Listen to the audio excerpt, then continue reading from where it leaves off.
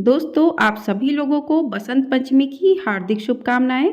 बसंत पंचमी माघ मास की शुक्ल पक्ष तिथि को मनाई जाती है। माघ मास की शुक्ल पक्ष की पंचमी को पूरे देश भर में बसंत पंचमी का त्यौहार मनाया जाता है। इस दिन ज्ञान की देवी माँ सरस्वती की पूजा अर्चना करने का प्रावधान है। वहीं बसंत पंचमी की कई पौराणिक व्रत कथाएं भी हैं।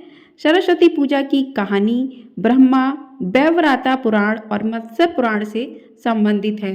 तो इस साल 2024 में बसंत पंचमी का त्यौहार 14 फरवरी दिन बुधवार को पड़ रहा है। तो इस दिन बसंत पंचमी का त्यौहार मनाया जाएगा 2024 में। बात करते हैं 2024 में क्या शुभ मुहूर्त रहेगा सरस्वती पूजा करने का। तो सुबह 7:01 से 12:10 तक शुभ मुहूर्त है, जिसमें आप बसंत पंचमी पर माँ सरस्वती की पूजा अर्चना विधिवत कर सकते हैं। और इस दिन विशेष रूप से बसंत पंचमी कथा को अवश्य सुनना चाहिए।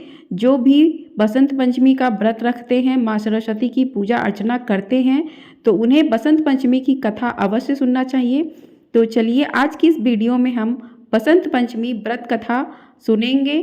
तो आप लोगों को ये वीडियो पसंद आए तो वीडियो को लाइक कर दीजिएगा, ज़्यादा से ज़्यादा लोगों में शेयर कर दीजिएगा। और चैनल पर पहली बार आए हैं तो प्लीज़ चैनल को सब्सक्राइब करना बिल्कुल भी मत भूलिएगा।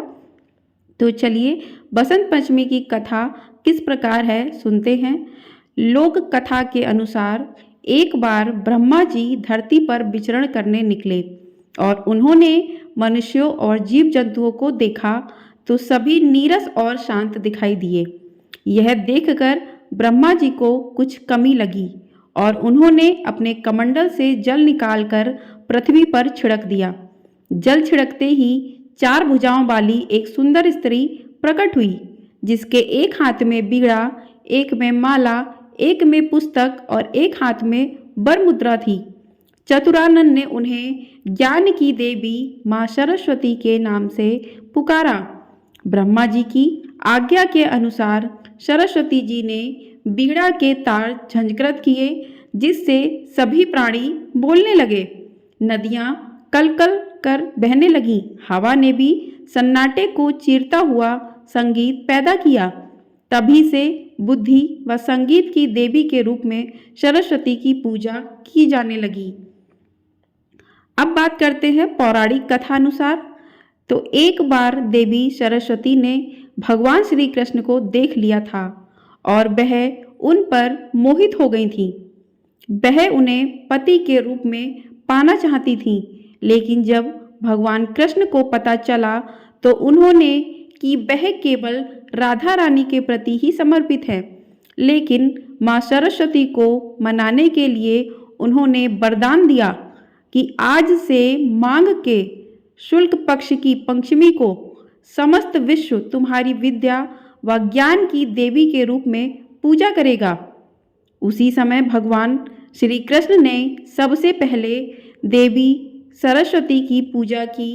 तब से लेकर आज तक निरंतर बसंत पंचमी के दिन माँ सरस्वती की पूजा लोग करते आ रहे हैं। अन्य किंवदंतियों के मुताबिक ज्ञान की देवी माँ सरस्वती का इस दिन जन्म हुआ था। सृष्टि की रचयिता ब्रह्मा जी के मुख से सरस्वती विकसित हुई थी। वहीं पश्चिम भारत में माँ सरस्वती को भगवान सूर्य की बेटी के रूप में माना जाता है। मान्यता है कि सरस्वती की शादी कार्तिकेय से हुई थी। दूसरी ओर पूर्वी भारत में सरस्वती को पार्वती की पुत्री माना जाता है। उन्होंने भगवान विष्णु की 3 पत्नियों सरस्वती, गंगा और लक्ष्मी में से एक कहा जाता है। तो इस प्रकार से बसंत पंचमी की कथा पूर्ण होती है। तो अगर आप लोग आज के दिन बसंत पंचमी का व्रत रखते हैं तो इस कथा को अवश्य सुनिएगा, क्योंकि कहते हैं कोई भी व्रत बिना कथा के अधूरा माना जाता है। तो अगर आप भी बसंत पंचमी की पूजा करते हैं, बसंत पंचमी का व्रत करते हैं, तो माँ सरस्वती की पूजा अर्चना करने के बाद उसी समय आपको इस व्रत कथा को सुनना चाहिए और उसके बाद ही आपको माँ सरस्वती की आरती वंदना करना चाहिए। तो इस कथा को अवश्य सुनिएगा। आप सभी लोगों को पर माँ सरस्वती की कृपा बनी रहे। माँ सरस्वती ज्ञान की देवी हैं और इनका हर व्यक्ति पर विशेष रूप से इनका आशीर्वाद जरूर होना चाहिए, क्योंकि बिना ज्ञान के जीवन अधूरा माना जाता है। तो हे माँ सरस्वती, आप सभी लोगों पर अपने ज्ञान का प्रकाश हमेशा बरसाए रखिएगा। आप सभी लोगों को बसंत पंचमी की हार्दिक शुभकामनाएं।